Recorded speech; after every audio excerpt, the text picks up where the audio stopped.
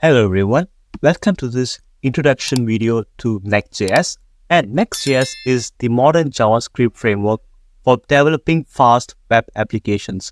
So let me walk you through what are the subtopics for this particular introduction video. So first of all, I'll be walking you guys through on what is a Next.js even means and why do we even need to use Next.js in the first place, and also how to set up Next.js.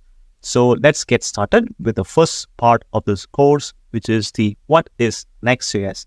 So Next.js is indeed a powerful and easy to use React framework for building web applications and also websites. And think of it like an enhanced version of the React that makes your website faster, more efficient, and easier to develop. Now, let's also see why do we need to use Next.js when we already happen to have React. So, React is a library that can be used to further enhance your website. So, why do we even need to use Next.js in the first place? So, Next.js offers a number of features that can improve the performance of our website. And here are the reasons why. First of all, we can see that it has built-in API routes. So, you can create API endpoints directly within our Next.js app. So, you don't need to have a separate backend server. So this makes it easy to handle data fetching and form submissions. The next thing is actually we can also have static site generation. So, we can create and generate static versions of our pages at build time and making them load instantly and handle large amounts of traffic without slowing them down. So that's the reason why this particular static site generation is actually quite important. And next thing is fast loading. So, Next.js pre-renders pages, which means it generates this particular HTML for our pages in advance. And this makes our site load far more quickly and giving users a smooth experience. And next thing is better SEO right here. So since Next.js pre-renders those pages and search engines can easily read our content and helping our site rank higher in search results. And next thing is also easy navigation right here. Next.js provides a simple way to create dynamic navigation, making it easy to build single-page applications with smooth transitions between pages. And last but not least, it's server-side rendering. So server-side rendering means is that it can generate pages on the server and send them to the user, which speeds up initial page load times and improves the performance. All right. So in the next part of the course, I'll be walking you guys through on how to set up the Next.js itself in our local machine. So in order to set up this Next.js, we need to be having Node.js installed. And that Node.js is actually a runtime environment where we can run JavaScript frameworks like Next.js, React.js, any frameworks that make use of JavaScript, we need to make use of Node.js at the same time. So we need to make sure to download the most stable version. And the next thing would be VS Code. So it's a code editor and it has a lot of features that comes along with its installation right here. So I'll be walking you guys through on how to set up both of this and also the Next.js itself. So first of all, you would like to install Node.js here. So just need to look for Node.js like this. And yeah, and we can actually happen to have this particular, just click on the first result right here. And we can also directly click on this, or we can also go to download right here to look for the options that we would like to manually install. So as you can see, we happen to have package manager right here, but you can go to pre-build installer right here, and we are able to select all the versions right here. And as you can see, the version LTS is referring to the most stable version, which is the V20, version 20. And I want to use Windows, and it's going to be running on x64. So we must be able to download this particular Node.js, and that should eventually able to set up your environment with Node.js. So that would be your first step. So second step, we need to look for VS Code like this. So VS Code is actually a very popular code editor where you can download this particular download for Windows stable build right here. And this should eventually be able to set up the basic frameworks that we would need to have. And once you are able to set up both of this installation, so once we have both of these frameworks installed, so the next thing we would need to have, we can actually directly install that particular Next.js directly into our local machine right here. So all you just need to go to Next.js. Just need to type Next.js again, and we can actually click on the first result here again. And this is the landing page for the Next.js itself. So we can click on this get started. Just need to go to installation right here. And there you go. This is the one that we need to make use of, which is npx create next app latest. So this is the command that we need to use to install Next.js in our local machine. So as you can see, I have to go to my desktop right here, and I have to open a terminal right inside my desktop. And as you can see, this terminal is actually pointing to my desktop right here. So I like to paste the command which I've just copied. So I like to hit enter. Okay, so you would be asking this kind of questions right here. Are we able to proceed with this particular Next.js 14.24? And this is basically some questions that it will ask, and you are able to find it right here. So as you can see, these are the questions that usually you would find. So just need to give some appropriate answers. For example, I have to click Y, and this should eventually download and install most of the packages that we would need. And I'm going to give a project name for this. In this case, I'm going to say Next.js like this, and you'd like to use TypeScript. And in this case, I would indeed like to use TypeScript, because TypeScript is quite common and it's far more efficient. So I just say yes. And in this case, ESLint is also an important package we would need. So I'm just going to click yes. And Tailwind CSS, of course, I would like to have this particular Tailwind CSS, which is a styling framework. Let's click yes. And in this case, would you like to use source directory? And in this case, I'm just going to go with no, because source directory, it's quite outdated. The latest version will no longer be using source, it would be using app instead. So I'm going to use no. And of course, it says, would you like to use app router? And it is a recommended routing functionality in Next.js. So I'll give yes. So it's a default yes. And would you like to customize the default import layers? It's going to go with the default way, just no. And there you go. Right now, it is installing the dependencies like React, React DOM, and Next, and also some dev dependencies like TypeScript, React, React DOM, Post CSS. All this actually meant for Tailwind CSS and ESLint for the code configuration. And let's wait till this particular installation process finishes. And there you go. Right now that we have already installed the Next.js along with all the required packages. So right now we can actually start this particular project right here. So first of all, I'd like to go into this particular project right here, Next.js. And of course, I like to open in VS Code. Of course, you must be having this VS Code once you have installed VS Code into your local machine. So this is how your project would look like. This is the project structure itself. So you happen to have all the required files. For example, you happen to have app, and in here is where we'll be having all the most important file, where we have page, which is the most fundamental front page, index page itself. And of course, layout is also that renders in HTML. And also we also happen to have global search CSS. This would give the styling for the entire page. And of course, public is to store some assets, like for example, we have an SVG file right here. And of course, we also happen to have all the other required details right here. Example, we can have all the package.json here, tsconfig, and now we have tailwind config also. In here, it's just meant for the tailwind right here, background image. And let's go to your app, and we can also go to page right here. This is where our page would look like. Based on this, this is how the front page would look like. Okay, let me just open this terminal right here. I can just open the terminal, and I can run this project right here. And yeah, as you can see, Node modules has already been installed right here, which means we don't need to npm install the entire package using the package.json right here. So what we can do, we can just directly run this project. So by typing npm run dev. There you go. So npm run dev would create this localhost 3000, and we can actually hold on control and click on this, and this will eventually open the localhost 3000 right here. And there you go, guys.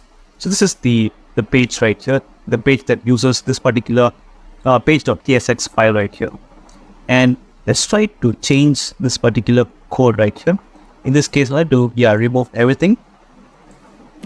And let's just have to use a simple h1 tag like this.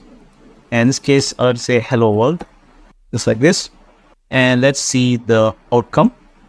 And there you go. As you can see, I just need to make sure we refresh the page. And there you go. Then you are able to find this particular a pattern of straight lines, and then there's some shadow underneath here. This is because of the styling. So as you can see, we need to go to global.css right here. We happen to have a bunch of stylings right here. So let's say if I were to remove all, or we just make it hidden, or we just hide it, comment all of this, and this would eventually remove any stylings that has been applied previously. So in that way, we're able to have this particular global.css. We can actually make use of this global.css to give some proper stylings in the future. Yeah, this is basically the HTML page right here. The HTML, this particular code renders the HTML itself.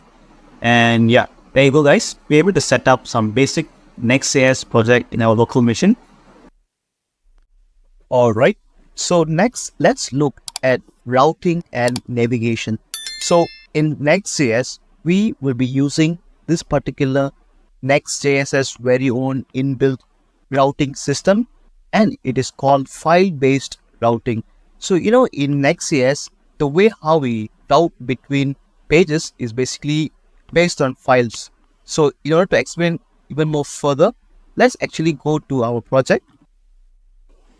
Now, in our VS Code right here, we're able to have this particular page.tsx to be the root file, by the way. And since it's the root file, there's no page right here. For example, it's just in the root. Let's say if you want to go to /users. So we need to have like a page for this particular user, by the way. So how are we able to have this particular route for users is we need to create a new folder. In this case, we need to create a new folder, and we need to name it user. And next, we need to create another page.tsx file within this particular user folder.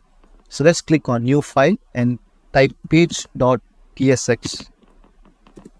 Right inside here, we need to include this basic React arrow function right here. And in this case, we are able to make use of the shorthand key, which is RAFCE. Okay, so the way how I was able to add this particular arrow function is basically I already installed ES7, which is the library that is used for this particular ES7 plus React, Redux, React Native, all those things. This is the one that I've already installed and create this particular boilerplate for React. So this React arrow function can be used for this particular Next.js throughout the entire project, by the way. So in this case, we already happen to have a new page.tsx file, which in this case, it is a root file with this particular route name called user. So in this case, let's say if I were to go to this one, I just need to change this particular name, page to user, so that we're able to see this particular user to appear in the route when we route to user, by the way. So let's say this is the user, by the way. Let's say if I hit enter, and there you go. We are already able to route to this particular page called user. So this is how we are able to create pages in Next.js, and of course we need to create folders in order to have this particular page to be created. And the next thing is, how are we able to navigate between pages? Instead of changing this particular route at the top right here via URL, we are also able to make use of buttons. So buttons, in this case, we're going to be making use of link. So link is a component. There's also a native Next.js component, which can be used to route between pages whenever when we click on something. So let's go back to our home page right here, which is the hello world, and right below this h1 tag right here, and let me just make one huge parent tag right here, and inside here I'll put that particular h1 tag, and right below here I would like to have link. So this particular link is basically coming from next/link. So in this case, we are able to make use of, let's say I can just create a component here. Inside the link, I can have like a name. Let's say I will have to say go to user page. Okay, so of course you can see it says href is missing. So basically this is almost similar to anchor tag in our basic HTML code syntax. Okay, now we already happen to have our href right here. So now I would like to go to this particular user page right here. So all I need to do, just need to put slash and type go to user, by the way. So we are able to do that again. So let me just remove, let's go back to our home page. In this case, the home page is hello world. And in this case, this particular go to user is what we making use to navigate between pages. So in this case, let's click on go to user page. And there you go. We have already arrived at the user page right here. And these are some of the simple way on how to implement, how to make use of routing and navigation in Next.js.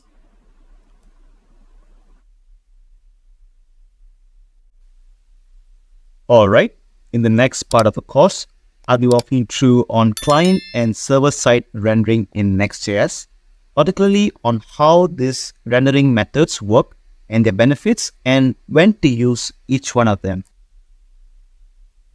First and foremost, let's understand what is meant by rendering in the context of web development. Rendering is the process of converting lines of code into visual content that users can see and interact with in their browsers. So there are two primary types of rendering. First, we have client-side rendering, CSR. This is when content is generated in the user's browser using JavaScript. The initial HTML sent from the server is minimal, and the browser has to load and execute JavaScript to render the full page. On the other hand, we have server-side rendering. In contrast, SSR means that server generates the full HTML for a page and sends it to the client. This means we will be getting a fully rendered page immediately, leading to faster load times for the initial request. Understanding these rendering types is essential as we explore how Next.js handles them. Now let's discuss client-side rendering in more detail. So in this model, the browser receives a minimal HTML document along with JavaScript file, and browser has to download the entire application before it can show anything. And the JavaScript is responsible for rendering the entire app in the browser. So let's see what are the pros of this particular model. So CSR offers a highly interactive user experience and is well suited for single page applications like Facebook. After the initial load, the user can navigate without refreshing the page thanks to React's component-based architecture. And let's have a look at the cons right here. So the initial load time can be slower since browser has to download and execute JavaScript before displaying any content. And SEO can suffer because search engines may struggle to index dynamically generated content. So in summary, CSR is ideal for applications where interactivity is a priority and SEO is not a major concern. So now let's look at the server-side rendering. So with SSR, the content is generated on the server for each request. So when a user requests a page, the server processes the request, fetches the necessary data, and sends back a fully rendered HTML page. So let's look at the pros right here. It enhances SEO since search engines can easily crawl and index the pre-rendered HTML. And SSR improves the initial load time because users receive a fully rendered content right away, resulting in a faster time to first page. And on the other side, the cons right here, SSR cannot handle browser events like state management and other hooks. And since the server needs to do more work for each request, which can lead to increased load times during peak usage. When deciding between client-side rendering and server-side rendering, here are a few key points to consider for each approach. So when to use CSR right here.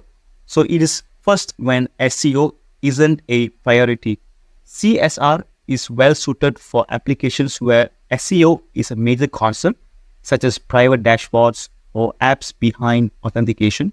And also when you're building a highly interactive applications, you need to use CSR when your app requires complex client-side interactions such as dashboards, social media apps, or single-page applications where interactivity is a priority.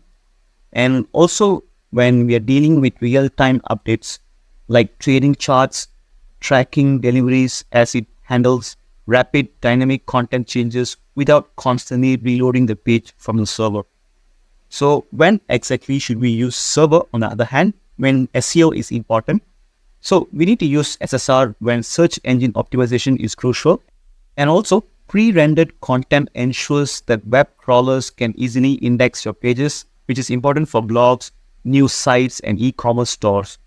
And faster time to first print. If you want to deliver content as quickly as possible, SSR helps by sending a fully rendered HTML page to the client on the initial request, leading to a faster page load. And also dynamic real-time data.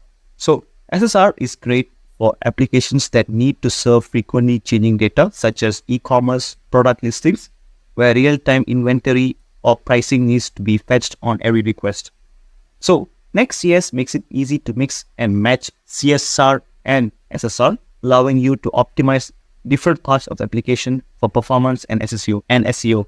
So in conclusion, both client-side rendering and server-side rendering have their own strengths and weaknesses. Next.js makes it easy to implement both methods, allowing you to build applications that meet your performance and SEO needs. By understanding the differences and knowing when to apply each method, you can create efficient and user-friendly applications. Alright, in the next part, let's dive into a fundamental concept every developer needs to master: data fetching. So data fetching is the way how we get the data that our apps rely on, either from APIs, databases, or other services. In Next.js, we have two ways to fetch this data: client-side fetching using hooks like useState and useEffect, and server-side fetching either at build time get static props or on each request get server-side props. But why should we care about which method to use? So let's first talk about client-side fetching. This approach means your browser fetches the data after the page loads. Well, it's indeed straightforward to implement using React hooks like useState and useEffect like this, but it has some drawbacks. So first of all, we have some delayed content display where user experience like a delay or like a loading spinner while waiting for the data to fetch to complete. This can make the site feel slow, especially on slower connections. And we also happen to have SEO problems, like the search engines might crawl your page before even the data is being fetched, which leads to poor indexing, and also security risk in which our API calls might get exposed. So this is where server-side fetching comes to the rescue. Let's break down why fetching data on the server is often a better choice. So first of all, we have faster user experience, which the server fetches the data before sending the HTML to the browser. When the user lands on your page, they're able to see a fully loaded content and no waiting for API calls. And also we can also find it is SEO friendly. Since the data is fetched on the server, search engine bots can crawl the fully rendered page. This dramatically improves your site's discoverability. And also it has a better or a secure API calls in which server-side fetching keeps API credentials and sensitive operations hidden from users since everything happens in the backend. Now let's look at how to implement server-side fetching in Next.js. So previously in the older versions of Next.js, we used to be using get static props or get server-side props in order to fetch data on the server. But in the newer versions of the Next.js, all you have to do, you just need to use this one function called fetch.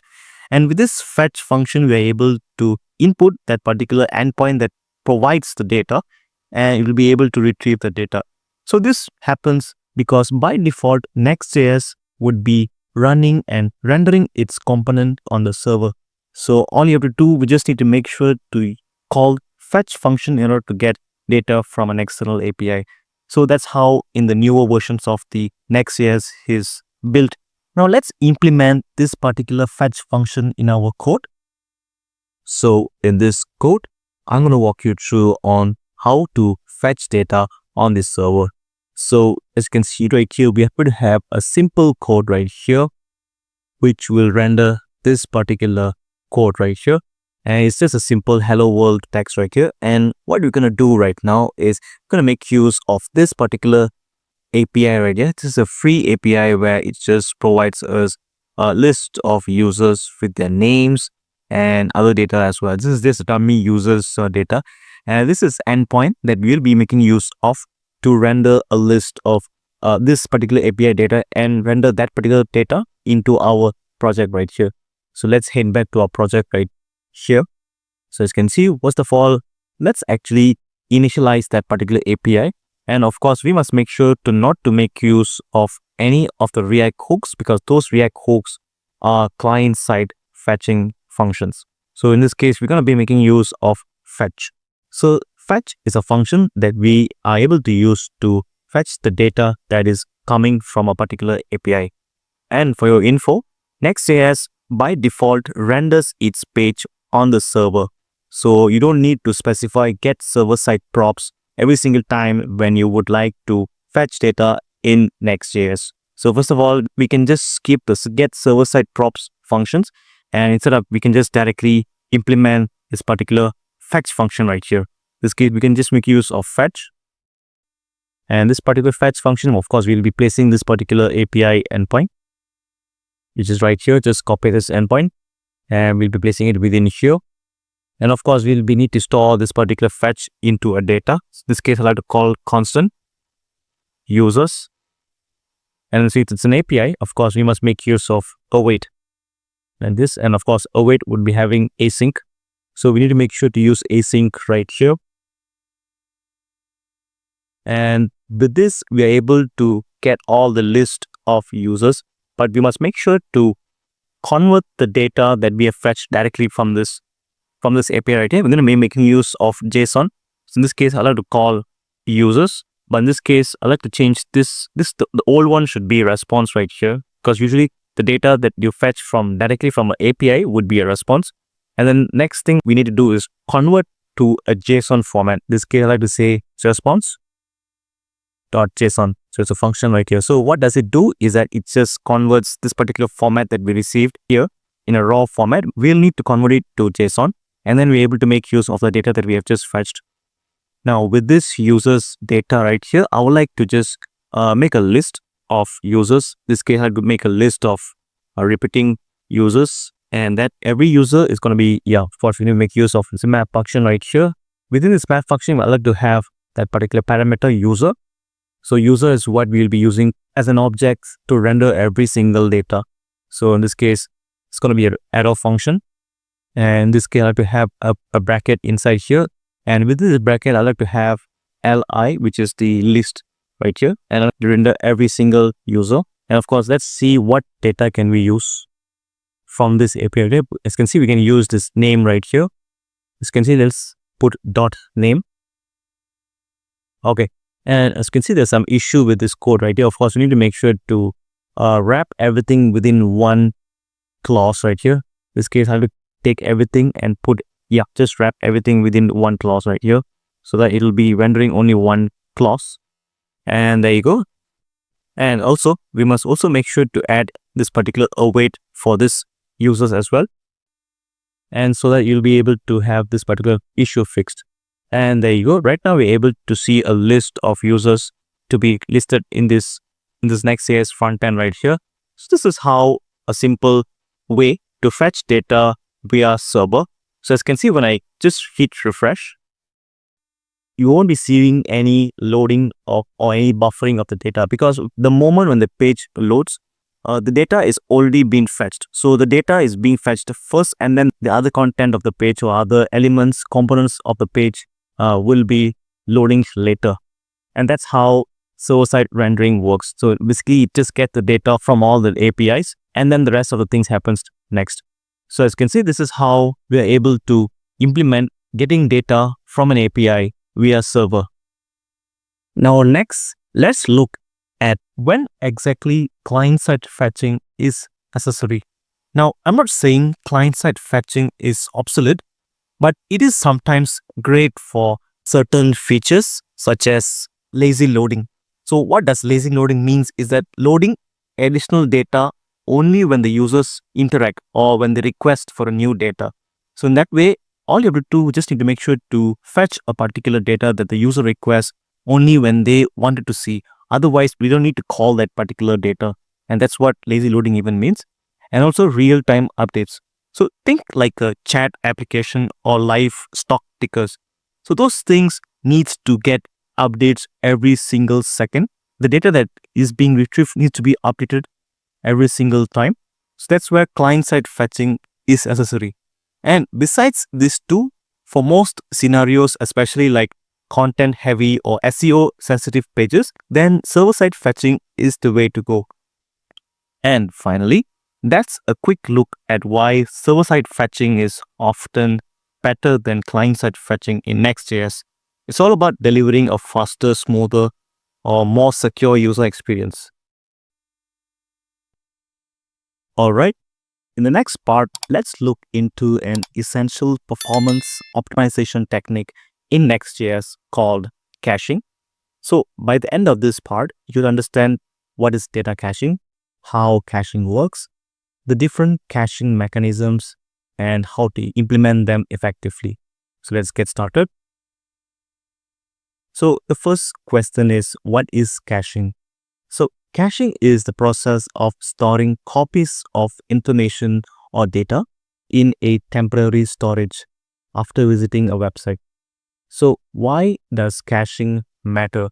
Because caching is used to improve the performance of a website. So for example, on a website, instead of repeatedly fetching the same data over and over again, caching allows a website to reuse the data that was fetched previously, and this reduces the unnecessary workload of fetching the same information. And by using the already existing data, we can save time on loading the pages. This will immensely lead to a faster and smoother user experience. And therefore, caching is indeed crucial for enhancing a website's overall performance. So now let's look at the different caching mechanisms. There are several ways to handle caching depending on where and how the data is stored. So first of all, we have browser caching, where it saves files like images, CSS, and JavaScript on the user's device so that the website loads faster next time. We also happen to have server caching, which stores the data or the entire pages on the server to quickly serve repeated requests without processing everything. Next up, we have CDN. CDN means Content Delivery Networks, which stores copies of your website's content in different locations around the world to make the loading faster for users, no matter where they are. Next up, we have database caching. This keeps frequently accessed database results ready, so the system doesn't need to look up for the same information again and again. So each of this method right here are indeed able to make the websites and apps faster by reducing the extra steps and saving time. Now let's see how to implement a simple data caching in Next.js. So in this example, we are fetching a list of users from an API, but instead of fetching fresh data every single time someone visits a page, we add a simple caching mechanism. So right in this fetch function right here, we need to be adding another parameter right after this endpoint of this API. We need to be adding next, and we need to make sure to have a revalidate function as well. And in this case, we're going to be adding like a 60 seconds right here. This is 60 refers to the time taken. How long will it take for that particular caching to happen? It means we need to wait for this particular 60 seconds to complete. Then only we need to fetch a new request. This is the way how we are able to implement a simple data caching. So with this particular parameter, we will be caching the data for 60 seconds and serve the cached version to the visitors during that time. So after 60 seconds, if someone visits a page again, fetch the new data and update the cache. So this particular function where I've added the revalidate equals to 60 seconds is called incremental static regeneration. So this helps the website to load faster because it does not always have to wait for new data from the server. Now let's see what happens when 1,000 users visit a website simultaneously and how caching can significantly improve the performance of the website. So Without data caching, every user triggers a fresh call to the backend API. So, 1,000 visitors generate 1,000 identical API requests. This significantly overloads the server, plus increases the CPU and memory usage. This will cause some delay when loading the websites, since each request must complete a full round trip to retrieve the data from the server. And under heavy traffic, this can slow down the system, which can lead to server downtime or drive up the infrastructure costs due to poor scalability. Now let's look at what happens when caching is enabled. Only the first request among the 1,000 users fetches the data from the server, while the other 999 users are served with the cached response, which is stored in the cached memory for 60 seconds. So during this time, no additional fetch calls are made. This drastically reduces the number of API requests and eliminates redundant processing, resulting in faster response times and more efficient resource usage. So, as a conclusion, caching transforms how a web application manages high traffic loads. Instead of wasting resources on repeated operations, caching enables smarter and faster delivery of data and serving hundreds or thousands of users efficiently with minimal load. So, for developers building with Next.js, leveraging built-in caching strategies like revalidation isn't just a performance optimization. It's a critical step toward creating resilient, scalable, and cost-effective web applications. And when traffic spikes, caching ensures your app doesn't break as it just keeps performing. If you have ever wondered why your page load speeds matter, how Google sees your site, or what makes one website blazing fast while another feels sluggish, you're in the right place. In this part, we're going to break down what exactly are static and dynamic rendering, why choosing the right one can make or break your user experience, how to implement them using the latest Next.js. Whether you're building a blog, an e-commerce store, or a SaaS dashboard, mastering these rendering methods will help you create faster, more SEO-friendly and scalable apps. So buckle up. Let's dive into what static and dynamic rendering really means in modern development. Now that we have already covered the fundamentals of rendering in our previous topics, including client-side and server-side rendering, let's build on that foundation. Just so you are aware, static rendering and dynamic rendering are not separate categories altogether. They are actually subtypes of server-side rendering right here. That means in both cases, the HTML content is generated in the server before sending it to the browser. It just depends on when and how that HTML is generated. Therefore, it's important to keep in mind that both static and dynamic rendering fall under the same server-side rendering.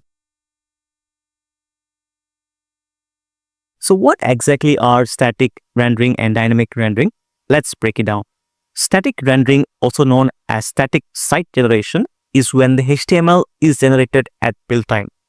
That means the content is pre-rendered and stored as static files on a CDN or a server. When a user visits a page, it's delivered instantly, super fast and highly efficient, especially for content that does not change often like blogs or documentation. On the other hand, we have dynamic rendering, which happens on each request. So whenever a user visits a page, the server generates fresh HTML in real time, usually based on a user-specific data or the latest content. So to put into simple words, static rendering is like preparing meals ahead of time and storing them in the fridge, quick to serve, while dynamic rendering is like cooking fresh on the spot, slower but tailored and always up to date. Both approaches have their own pros and cons, and choosing the right one really depends on the needs of your web and website. Now you might be wondering, why does choosing the right rendering method even matter? Well, the rendering method that you choose can directly affect the performance, user experience, and even SEO. Let's say you are building a blog or a documentation site. Static rendering would be ideal here because the content doesn't change often and users get super fast load times. But if building something like a dashboard that needs real-time data or a user-specific page like a profile page or an admin panel, then dynamic rendering makes more sense right here because the content is always fresh and tailored for the user. So here are the key metrics which we can use to decide on which particular rendering methods to choose from. So if your website's speed really matters, hands down, static rendering is a choice. The faster the website loads, the more likely users are to stay and engage with it. Slow websites can frustrate users and lead to a higher bounce rates, while fast loading pages help keep people around longer. Search engines also care about rendering. For content-heavy websites like blogs, articles, or documentation, how your pages are rendered can affect how well they are indexed by the search engines. A properly rendered page makes it easier for search engines to understand and rank your content. And lastly, scalability is also an important factor. Static pages are often much easier and cheaper to scale because they don't require the server to do any extra work each time someone visits, unlike dynamic rendering, which regenerates content on the fly. Static pages can handle large volumes of traffic more efficiently. So at the end of the day, it's all about choosing the method that aligns best with your project's needs, content type, and performance goals. Now that we have talked about what static and dynamic rendering are, let's look at how they are actually implemented in code. So on the left side right here, we have static rendering. In this example, we are fetching data from an API with this line, the first line right here. Then the key part here is revalidate equals to false, which tells the system not to revalidate or update the data once it's built. This means the content is generated ahead of time and remains the same until we manually update it. Perfect for pages that rarely change. On the right hand side right here, we see dynamic rendering. The fetch call looks similar, but here we are using cache equals to no store, which means we are saying always fetch fresh data, don't cache anything. This ensures that every single request pulls the latest data from the server, making it ideal for highly dynamic content like live dashboards or user-specific data. So even though both approaches are fetching the data, the configuration you use makes all the difference in how the page is rendered and served. Now let's see both of this implementation in action. Let's start with static rendering first. So in our code, this particular function fetches for the user data from an API, and I'll be adding a timestamp which would eventually can be used to know exactly when was this particular page was rendered. So I'll be adding paragraph tag like this, and inside here I'll be adding a date function. Okay, and this date function must be converted to string, so I must put to local time string. So in this one, it would eventually look for the current time, and it will convert to time right here. So what I'll be doing right now, I'll be building this particular project, and just to see how will this particular project will behave on production. So I'll be going to this terminal right here, and I'll be stopping the current process. So in this case, I'll be building the project using npm run build. And there you go. Right now, the project has been built for production. So all we need to do, we just need to start this production server by typing npm start. And we need to go to this particular URL. And there you go. Right now, we're able to see the code that we have just built. And right now, we're able to see the timestamp right here. And these are the users that are able to be fetched from the API. So when I hit refresh, as you can see, nothing actually happens, or like this particular timestamp doesn't updates. The reason being is because the page was statically generated during the build process. So which makes it doesn't rerun the code every time when a user visits the page. And this means that the page is actually going through caching. So in contrast to the second implementation, which is the dynamic rendering. So in dynamic rendering, we'll need to add this particular cache equals to node store. So back to our code right here. In this case, we're going to be adding just a small change right here. In this case, the change is going to be inside the API right here. and I'll be adding cache equals to no store. So what does it do is that we are telling Next.js to not to cache this page, which forces this to run the server-side logic on every request. So let's build this exact same project again and run build.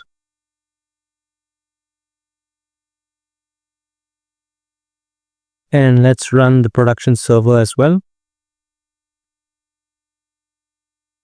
Now, in this particular production server, as you can see, when I hit refresh, this particular timestamp gets updated every single time when I hit refresh. So what does this means is that this confirms that the page is dynamically rendered on the server, because it's actually fetching every single time when we refresh the page, which means for every single request that has been a new fresh request directly to the server, which means there's no caching has happened. And this makes this particular dynamic rendering special because it always fetches a new and fresh data. And this shows that the page will always re-render on every request because we are using dynamic rendering. Let's quickly wrap things up with a summary to help you choose the right rendering method based on your goals. If your main goal is speed, then static rendering is the best bet. Pre-rendered pages load almost instantly because they are already generated and ready to go. For SEO, static rendering also comes out on the top because search engines love fast-loading, stable pages with consistent content, and static pages deliver exactly that. However, when you need personalization, like showing different content to different users, then dynamic rendering becomes essential. It allows you to tailor each response based on who's visiting the page. So similarly, if your app relies on real-time updates such as live notification or constantly changing the data, dynamic rendering is the way to go. And finally, for scalability, static rendering wins again. So since pages are pre-built and your app can handle much more traffic without straining your server resources. So the choice really depends on your priorities. Speed and scalability, go for static. And needs flexibility and real-time data, go for dynamic.